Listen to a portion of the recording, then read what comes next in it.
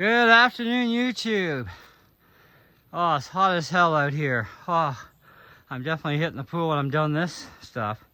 So this is a homemade hunting blind. By the time I'm done with this little puppy, she'll be 10 by 10. Definitely bigger than the one we bought that, well, last year the bears got at it at our one friend's place where we were supposed to hunt.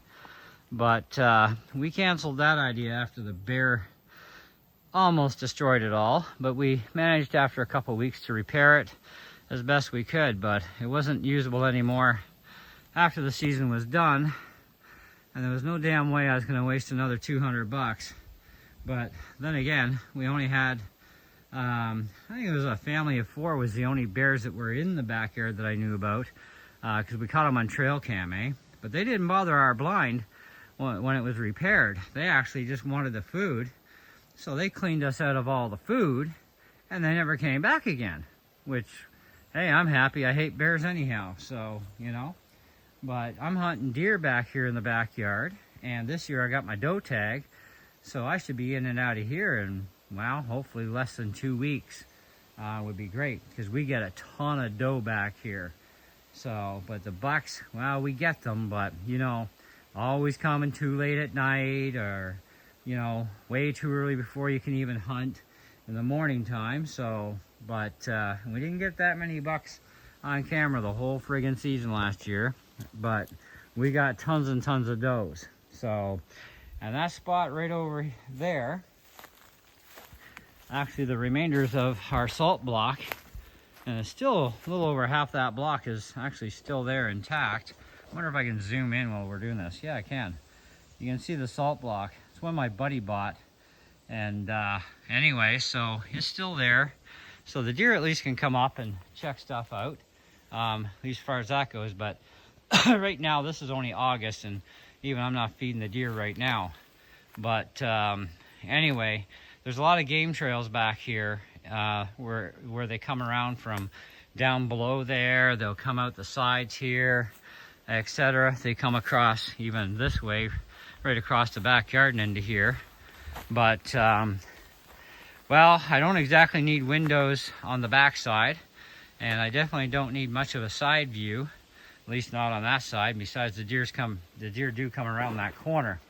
However, I'm going to end up with a very large wide open shooting area because there ain't no closing windows on a home built.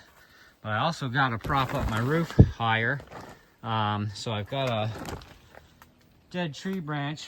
I'm gonna try anyways first, and I'm gonna, you know, chop it down to size a bit, and we're gonna use that or whatever we can muster together out of all the wood laying around here to try and get this roof jacked up a little bit at least. But I'm gonna have, if you see the height here of this was our height last year.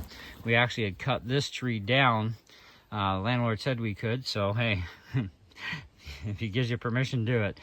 This was our shooting window, but now I'm going to have all this opened, and the top side is going to be more open as well. And like I said, no windows to close, so when I leave here, I leave here. But at least I won't have to be out here in the bloody dead of winter like we were last year and still no dice, right? And the one deer my friend could have shot, but it became too much of a silhouette, and he didn't take the shot, and that was fine. You know, some people will, some people won't. It's the nature of the course. But we still had time to hunt.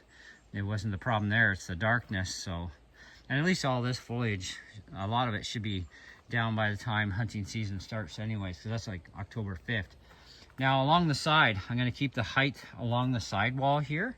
The same height as is there, because I've had grouse come up here that I took shots at, but I also missed. My grouse I got last year was right at the log where that salt block is. Anyway, I'm not going to keep this going too long. Basically, I want to show you where I've gotten with this so far today. It'll be done today, but I'll show you the finished product in the end. And back over in this corner here, this is going to be my entrance. Kind of the same general spot as it was on our actual blind last year. And I still got to weigh down this back corner. I've already got this one done, but I got to stretch out the tarp back there and weigh it down right across.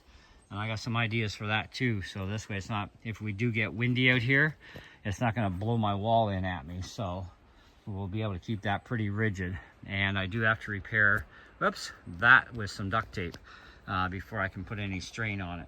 So, because my next part is getting that done in a corner with part of a tree, because turns out I used all my 2x2s on my NRA shooting stand I built. Anyways, this is all instant for you, so the next thing you're gonna see is the finished product. So stay tuned, don't go away. All right, she's done. As done as I'm gonna be able to get her anyway. I couldn't go with anything in the center of the roof to peak it, so I improvised. The tree that we cut short last year for our normal blind, way smaller than this sucker, gosh. Anyways, I took the paracord and tied a few rounds between it and the big long, well, it used to be a tree, I guess, at one time. Broke down, I don't know. It hasn't been all that long because it's still pretty good. Anyway, so it's in no danger of snapping at least. But I paracorded the bugger in place and it ain't budging. And I peaked up my roof at the top nice and snug. That bottom area, that's actually a old RV awning cover. Well, it's actually the main thing that goes over, you know what I mean? Goes over your head.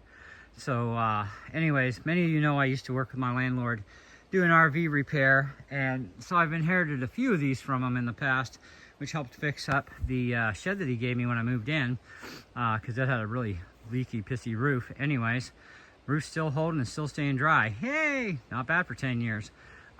This was a piece that he gave me. He said, do what you want. I don't eat it. I'm like, sweet, because I needed at least one more. And all these tarps are technically, well, they're free, paid for a long time ago. The green ones and the orange ones, I bought them years ago. And so I figured, well, I got them. I can put them to use. And he gave me the idea of building a blind instead of going out and spending a couple $100 and chancing a bear, because we do get bears up here. I live in the freaking country, right? And but like I said earlier, the bears we had here last year that we caught on trail cam, it was a family of about, I think there was 4. It's on my YouTube channel somewhere where I put the pics in for you guys. Anyways, they ate all of our food, which is over there. Now, being that this thing is a lot bigger than the last one, I'm gonna have to re-sight my bow to see if I'm still good for 14 yards, because when you figure if a deer is about 2 to 3 feet in front of that log, my sight in for the angle, because I'm up higher here, it's down lower there, it gave me a sight in for 14. You can't miss. If you do, well, I don't know, you panicked and got buck fever. But anyway, this year we're definitely going for doe, because I got a doe tag this year. But anyhow, so I'll show you more of the inside a little bit and see what I did. The back end is being held down from the tarp with some wood and a couple of stones, and this is also my entrance as well for here, which works out. So if I'm sitting here, I'm gonna have my my studio chair out here again, because it's pretty quiet and it's comfy, and it's pretty tall. So I'm gonna position myself perfectly for shooting at deer through here, and I may even do it even just here at the corner, but I'm thinking more over there, but we'll see. But at least if any grouse do come by, this is all low enough all the way around that, you know, I could easily just quietly get up and zap a grouse with my bow, as long as I don't screw that shot up again. I missed a bunch of them last year, but I did get one down by the log. And at least in the fall, this foliage is pretty much toast, so I get to see more, because it was down over by the log in the corner on the right where that grouse was. But you can see I took an old tree, part of an old tree that was downed, and hammered that into the ground as a stake. Gives me more wall support. Tied off to this tree, tied that off to there. Of course, I'm tied off all in here. Did extra stitching across in here. You know, I'm not going to be shooting in here in the winter this year, at least, thankfully, because having a deer tag for antlerless, so does, whatever, they come up here like freaking all the time, like literally all the time. We have tons of footage on my channel. If you go and look at my series of hunting in the blind, check out that playlist. And we always get deer, like the does. It's the bucks that are jerk-offs that don't like showing up until you're either in bed and you can't hunt, or it's after hunting time. It's like, ugh, stupid bucks. Well, they're smart, I guess. They're still alive, most of them, I guess. But the doe, yeah, they come around here way too often. So there's how I tied off that old part of that tree to this one. And just 3 strappings of paracord, double slip knot lock tied it so it can't move. And it's stiff as nails. Like it's not going anywhere anytime soon. So that's good. And if I want a bit more reinforcement, I can drive a couple of 4-inch deck screws through the 2 of them, and that'll definitely keep it more and more solid. But the rest of this is good. I also had to hammer one in here too to join these 2 parts together, and it's all good and solid. I'm even tied down to the tree down on the bottom here to help stabilize my bottom to keep it from too much blowing. Now I have no side view here, and I don't want it because the deer do come from in behind me and around, so this way they can't see me. And I have no back window whatsoever, so yeah, if one comes up behind, which they have done, I'm not going to see it, but I don't care. I'm more interested when they come around this way and they come down from below and they go down and eat, because it's going to be zappy time. All right, it's a little, well, we'll say backyard country folk style, but hey, she works, and we'll see how well it holds up, especially with the way the weather is going to be. Got a bit of wind out here, but it doesn't get all that majorly windy in this area. We have a lot of tree protection, but we'll see how the roof does for rain too, because, you know, I'm peaked up there, tied to the corner, the edge there. That's only got one over at that end, one over at that end, so we're pretty good. I'm also strapped and tied to the tree up on either side of that, so it's pretty strong, I think.